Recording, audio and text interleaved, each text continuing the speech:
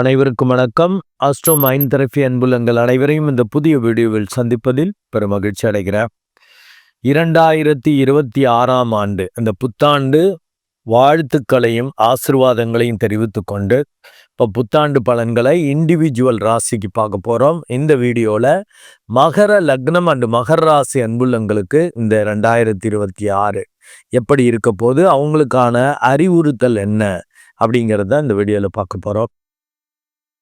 மகர லக்னம் அண்டு மகர ராசி அன்புள்ளங்களுக்கான அறிவுறுத்தல் என்பது தைரியமும் லாபமும் தாண்டவம் ஆடும் ஆண்டு. மீண்டும் உங்களுக்கான அந்த அறிவுறுத்தல் அந்த தலைப்பை சொல்றேன். தைரியமும் லாபமும் தாண்டவம் ஆடும் ஆண்டு.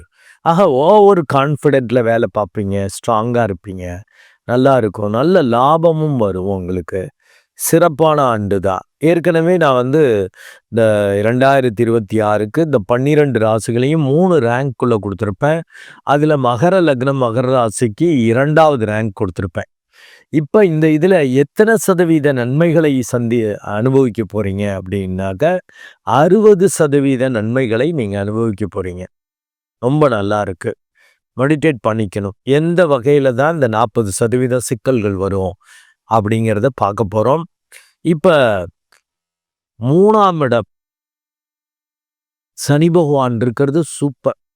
அதனால தான் ஓவர் தைரியம் வரும், பக்கவா இருப்பீங்க. அண்டு 3-12 குடையவனும் உச்சமாகிறான், 3 குடையவன். அதனால தான் தைரியமும் ஓவரா தைரியம் வேலை பார்க்கும். அண்ட் உச்ச பார்வையாக லாபஸ்தானத்தை பார்க்கறது நீங்களா எதிர்பார்த்தீங்கன்னா தான் பாதகமாக போயிடும். ஏன்னா அந்த மகர லக்னம் மகர ராசிங்கிறது சரலக்னம், சரராசிக்கு 11ஆம் இடம் பாதகம். நீங்களா முயற்சி பண்ணீங்கன்னா தான் சிக்கல் வரும். அதுவா மெடிடேட் பண்ணிட்டு அவர் கொடுக்கறது வாங்கிக்குவோம் அப்படின்னு முடிவு பண்ணீங்கன்னா சூப்பராக இருக்கும். அதனால தான் லாபமும் தாண்டவம் ஆடும்னாக்க பெரிய அளவுக்கு இருக்கும். அவுட் ஆஃப் கண்ட்ரோலில் இருக்கும். உங்கள் கண்ட்ரோலை மீறி ருத்ர தாண்டவம்பாங்க இல்லையா, கோவத்தில் ஆடுறது, வேகத்தில் ஆடுறது. அது மாதிரி தாண்டவம்னாக்க என்ன மூடோ அந்த மூடில் உங்களை அறியாமல் நீங்கள் வேலை பார்க்குற மாதிரி இந்த குரு பகவான் பண்ணுவார். சூப்பராக இருக்குது. 7ஆம் இடத்துல குரு பகவான் உச்சமாகிறது மிகவும் சிறப்பு. அவன் 3-12 குடையவனாக போகிறதால விரயங்களையும் கொடுப்பார். அதனால தான் 2nd ரேங்க் 60% கொடுத்துருக்கேன். இந்த புத்தாண்டு பிறக்கும் பொழுது 12ஆம் இடமும் வழுக்குது. கிட்டத்தட்ட 4 கோள்கள் அங்கே இருக்கு. 8ஆம் இடத்ததிபதி அங்கே இருக்கார். பார்ட்னர் வழியாக சில சிக்கல்கள், பிரச்சனைகள், இழப்புக்கள், மன உளைச்சல்கள் இதெல்லாம் வரும். நல்ல தசாபுத்தியாக இருந்தால் விபரீத ராஜயோகமாக மாறும். நீங்களும் நல்ல மெடிடேட் பண்ணிட்டீங்கன்னா வர்றது முன்னமே தெரிஞ்சு தப்பிச்சுக்குவீங்க. பார்ட்னர்கிட்ட பிரச்சனை வச்சுக்க மாட்டீங்க. அண்டு 4-11 கூடைய அந்த செவ்வாய் சொத்துக்கள் வழி, சொந்த பந்தங்கள் வழியாக, வித்தை திறமை வழியாக பெரிய அளவுக்கு லாபம் கிடைக்கும். நீங்கள் பேராசையோடு செயல்பட்டீங்கன்னா பெருநஷ்டமாக மாறும். ஏன்னா அவன் 12ஆம் இடத்துல இருக்கான், ஜாக்கிரதை. பொதுவாகவே எல்லோருக்குமே பேராசை பெருநஷ்டம்னு பொருந்தும், உங்களுக்கு மிக அதிகமாக பொருந்தும், ஜாக்கிரதை. அண்டு கூட யோகத்தை கொடுக்கக்கூடிய அந்த சுக்கிரன் அவரும் 12ல் போய் மறைகிறார். 5-10 குடையவன்.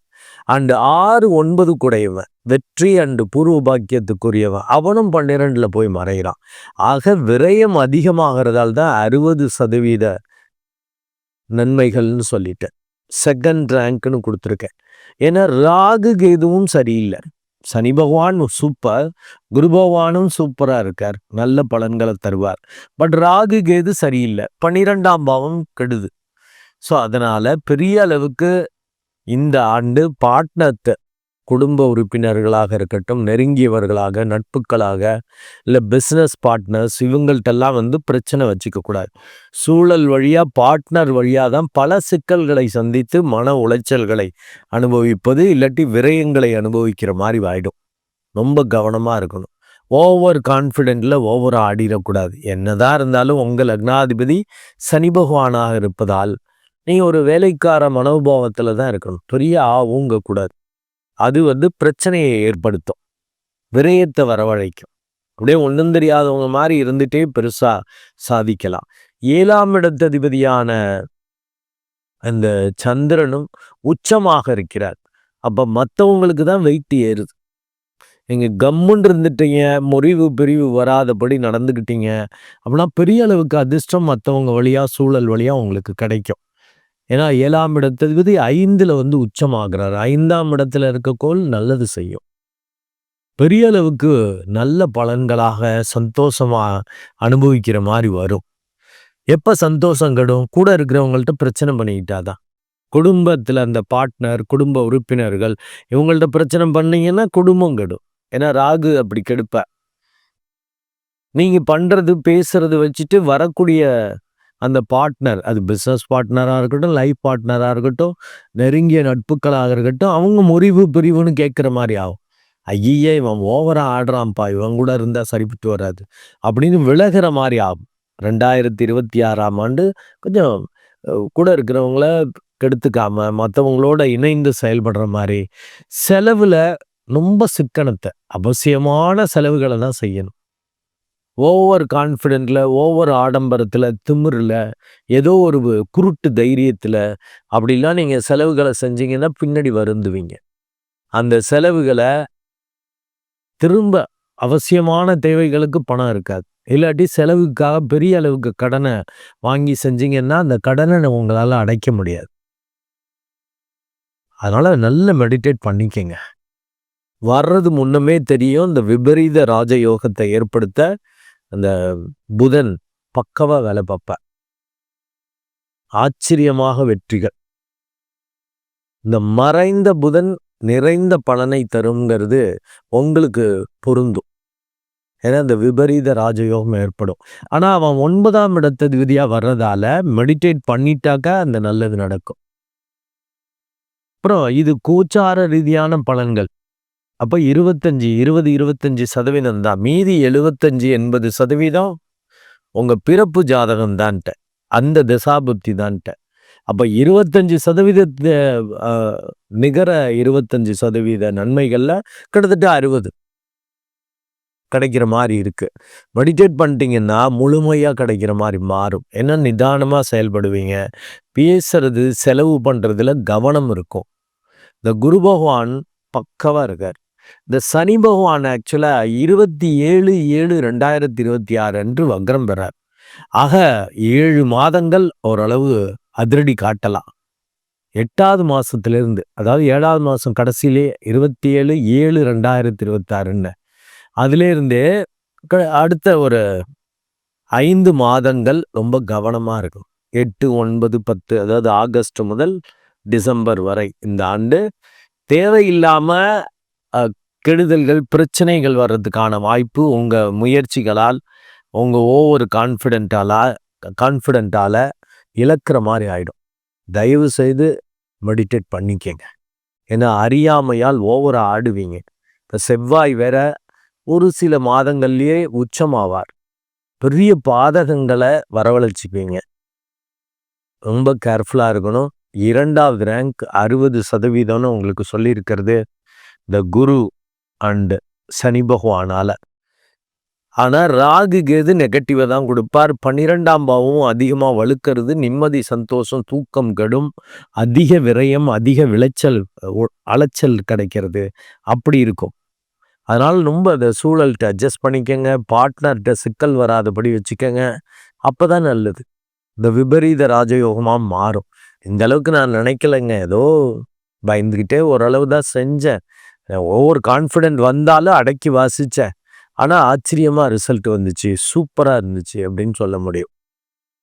இல்லாட்டி அப்படியே பெரண்டு போயிடும். ஏன்னா சந்திரன் பார்த்தீங்கன்னா, வளர்பிறை, தேய்பிறைன்னு அடிக்கடி மாறக்கூடியவர். அவர் 5ஆம் இடத்துல இருக்கிறப்ப, இது ரொம்ப நல்லா வரும், பிரம்மாண்டமா இருக்கும், இவங்க ரொம்ப ஒத்துழைப்பு குடுப்பாங்க, நல்லா நம்மளுக்கு உதவியா இருப்பாங்கன்னு நெனைக்கிறது அப்படியே மாறிப்போகும்.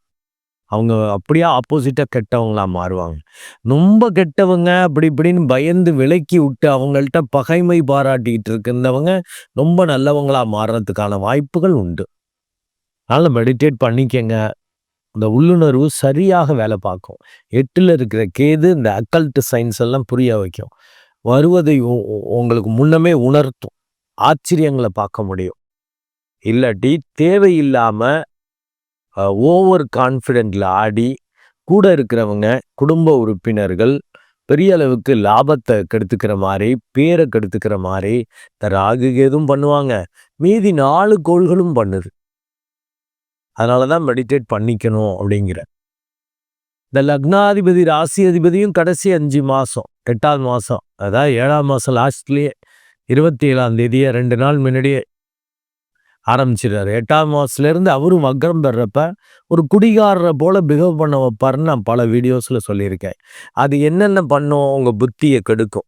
குடிகாரனா இப்படி தானே இயல்புக்கு மாறாக பிஹேவ் பண்ணுவான். அது மாதிரி நீங்கள் பண்ணுவீங்க.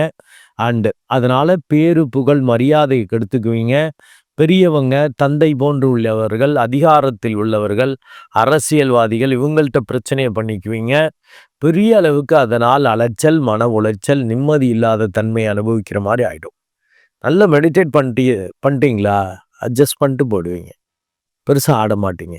ஓவர் கான்ஃபிடென்ட்ல ஆட மாட்டீங்க. அதுக்காக தான் தலைப்பு சொல்லியிருக்கேன், தைரியமும் லாபமும் தாண்டவம் ஆடும்னு.